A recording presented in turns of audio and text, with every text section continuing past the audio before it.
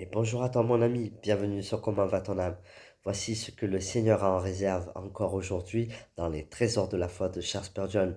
Nous sommes le 27 juin et comme chaque jour, le Seigneur prend soin de toi. La parole de Dieu part du peuple d'Israël et nous pouvons nous l'approprier puisque nous devenons peuple de Dieu lorsque nous acceptons Jésus dans notre vie. Nous faisons partie de ce peuple. Et voici ce que la parole de Dieu dit.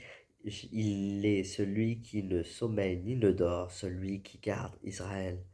Étant donné que tu as accepté Jésus dans ton cœur, tu fais partie des rachetés. Et parce que tu fais partie des rachetés, le Seigneur est celui qui ne sommeille ni ne dort, celui qui garde ta vie. Amen. Voici ce que le Seigneur en réserve pour toi dans la pensée du jour, au livre des psaumes, chapitre 140, verset 14. Voici ce qu'il est dit. Oui, les justes célébreront ton nom, les hommes droits habiteront devant ta face.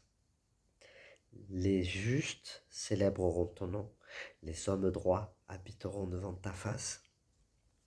Oh, puisse mon cœur être droit, afin que je sois toujours en mesure de célébrer le nom du Seigneur.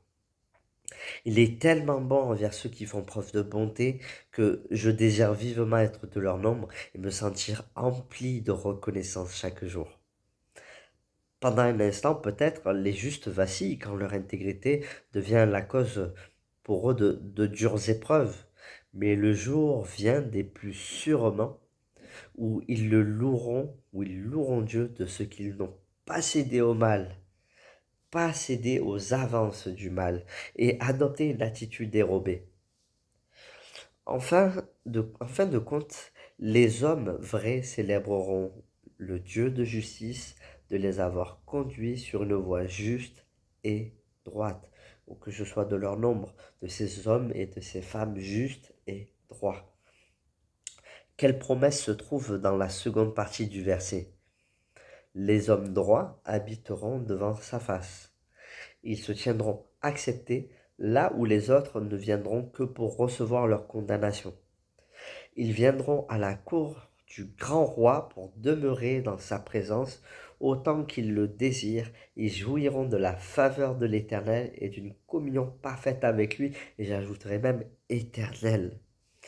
Seigneur, je convoite cet honneur exalté, ce précieux privilège, c'est le ciel sur la terre. Fais-moi le goûter, rends-moi droit en toutes choses afin que je puisse habiter en ta présence céleste, aujourd'hui, demain et tous les jours de ma vie. Alors je célébrerai ton nom pour toujours.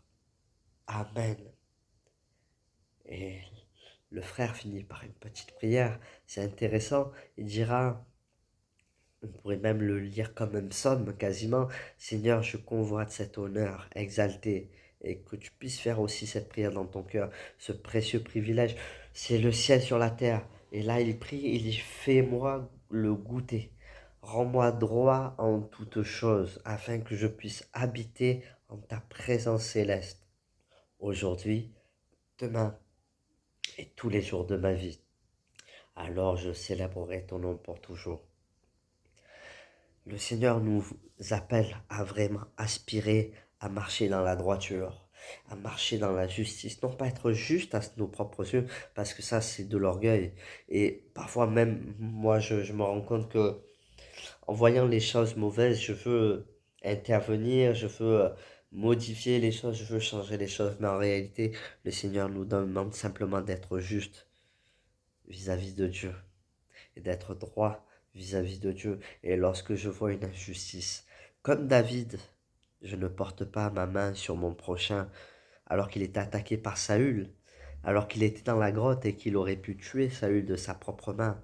Il a découpé le bord du vêtement pour montrer à Saül qu'il aurait pu le tuer, mais il ne l'a pas fait, non seulement parce qu'il est le oint de l'Éternel, mais au-delà du fait que Saül était le oint de l'Éternel.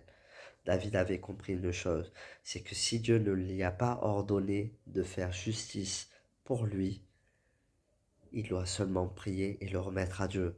Lorsque David s'en est pris à Goliath, il s'en est pris à Goliath parce qu'il avait reçu de Dieu. Mais s'il ne l'avait pas reçu, il ne l'aurait pas fait. Parce qu'il a combattu Goliath et les Philistins au nom du Dieu d'Israël, au nom de l'Éternel des armées. Mais lorsqu'il a était près de Saül, prêt à pouvoir le tuer alors que ses amis lui disaient de le tuer. Il ne l'a pas fait. Pourquoi? Parce que la justice et le droit appartiennent à Dieu. Nous, il nous convient simplement de prier pour les âmes, qu'elles soient dans l'injustice ou dans le manque de droiture. Nous ne sommes pas parfaits et le Seigneur nous appelle à prier pour notre prochain. Ne sois pas droit et juste à tes propres yeux. Marche dans la droiture selon ce que Dieu te demande d'être droit. Marche dans la justice selon ce que Dieu te réclame d'être dans la justice. Je pense que le besoin premier du peuple de Dieu, avant même de servir le Seigneur dehors et de prêcher l'évangile, c'est avant tout le premier ministère est orienté vers soi-même, de demander au Seigneur de nous aider à nous sanctifier, à marcher dans la droiture, à marcher dans la sagesse, à marcher dans la justice de Dieu. Et là seulement le Seigneur se sert de nous. Alors aujourd'hui, le Seigneur te le demande, sois droit, sois juste en toutes choses. Et ne sois pas droit et juste à tes propres yeux, mais sois droit et juste uniquement en t'appuyant sur la parole de Dieu. Parce que la parole de Dieu, elle est le mode d'emploi, non pas pour les autres, mais pour notre propre vie. Amen. Sois béni mon ami, et je te dis à demain pour la suite des Trésors de la foi de Charles Spurgeon. Que le Seigneur te bénisse. Passe une excellente journée, et je te dis à demain. Gros bisous. Ciao, ciao.